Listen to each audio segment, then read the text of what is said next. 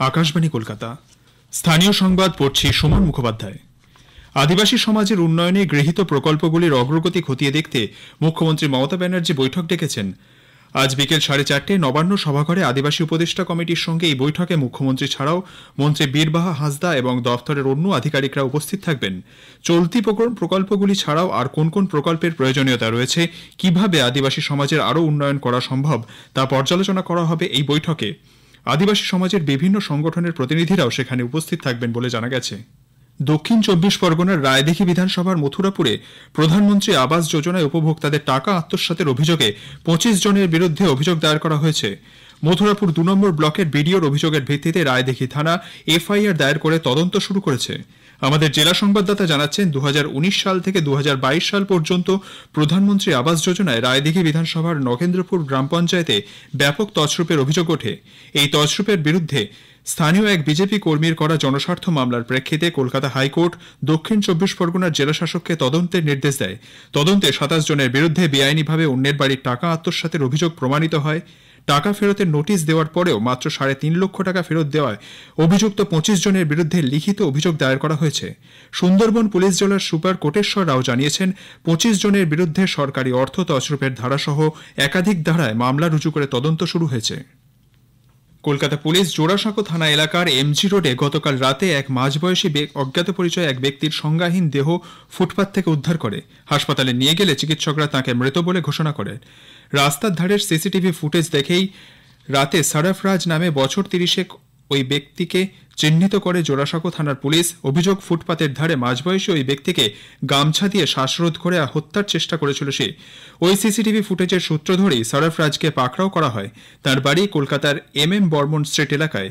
একটি গামছাও বাজেয়াপ্ত করা হয়েছে। পুলিশের সন্দেহ, ওই গামছাটি ব্যবহার করেই শ্বাসরোধ করা হয়েছিল। দক্ষিণ কলকাতার কসবার অ্যাক্রোপলিস মলে ফের অগ্নিকাণ্ডের ঘটনা ঘটল। আজ সকাল 10:40 নাগাদ মলের ফুড কোর্টের একটি দোকানে আগুন লাগে। এই ঘটনায় মলে উপস্থিত লোকজনের মধ্যে আতঙ্ক ছড়ায়। পুলিশ সূত্রে জানা গেছে, ওই মলের নিজস্ব অগ্নি নির্বাপক যন্ত্রের মাধ্যমে আগুন নিয়ন্ত্রণে আনেন দোকানের কর্মীরা। দমকল ডাকতে হয়নি। এখন 4 তলার ফুড কোর্টটি বন্ধ রাখা হয়েছে। উল্লেখ্য, গত 14 জুনও অ্যাক্রোপলিস মলে ফুড কোর্ট থেকেই আগুন লেগেছিল। স্টুডেন্ট ক্রেডিট কার্ড সম্পর্কে তরুণদের মধ্যে সচেতনতা বাড়াতে রাজ্য সরকার ব্যাপক প্রচার শুরু করার নির্দেশ দিয়েছে। আগামী সপ্তাহ থেকে জেলা স্তরে কলেজ ও স্কুলের পড়ুয়াদের মধ্যে এ নিয়ে প্রচার চালাতে রাজ্যের উচ্চশিক্ষা দপ্তর নির্দেশ দিয়েছে। সদ্য কলেজ বিশ্ববিদ্যালয়ে ভর্তির প্রক্রিয়া শেষ হয়ে ক্লাস শুরু হয়ে গেছে।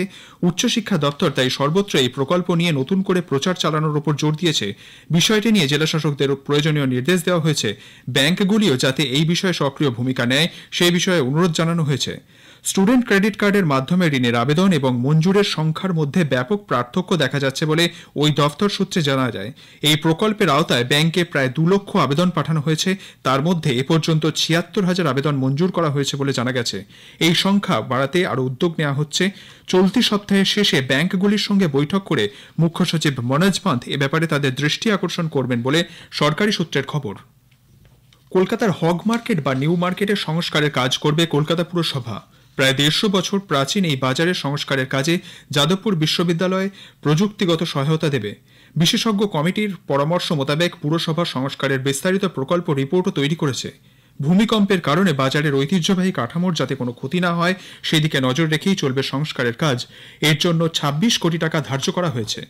পথ দুর্ঘটনা রোধে বাসের পাশাপাশি বিভিন্ন গাড়ি রেষারেষি আটকাতে রাজ্য সরকারের প্রস্তাবিত নতুন মান্য আচরণ বিধি চালু করার প্রস্তাব প্রসঙ্গে বাস মালিকদের বিভিন্ন সংগঠন উদ্বেগ প্রকাশ করেছে। ওই আচরণ বিধিতে কমিশন প্রথা বিলোপের পাশাপাশি মৃত্যুর ঘটনায় বাস চালকের বিরুদ্ধে সরাসরি খুনের মামলা দায়ের করার মতো কঠোর পদক্ষেপের প্রস্তাব থাকছে। চালকের পাশাপাশি বাস মালিকরাও ফৌজদারি মামলায় ফেঁসে যেতে পারেন বলে আশঙ্কা বাস মালিক সংগঠনগুলির। এ ব্যাপারে নিজেদের পদক্ষেপ স্থির করতে কলকাতায় 50টি রুটের বাস মালিকরা আজ আলোচনায় বসছেন। সকাল ও সন্ধ্যায় অফিসের ব্যস্ত সময়ে যাত্রী ভিড় সামাল দিতে মেট্রো রেল হাওড়া ময়দান এবং ধর্মতলার মধ্যে আরও বেশি ট্রেন চালানোর সিদ্ধান্ত নিয়েছে। আজ থেকে সপ্তাহে 6 দিন এই করিডোরে আপ ও ডাউন লাইনে হাওড়া ময়দান ও এসপ্ল্যানেডের মধ্যে 82টি এবং হাওড়া ময়দান ও মহাকরণ স্টেশনের মধ্যে 68টি ট্রেন চলবে বলে মেট্রোর তরফে জানানো হয়েছে। এর ফলে 24 মিনিটের পরিবর্তে 20 মিনিট অন্তর ট্রেন পাওয়া যাবে। স্থানীয় সংবাদ এখনকার মতো এখানেই শেষ হলো।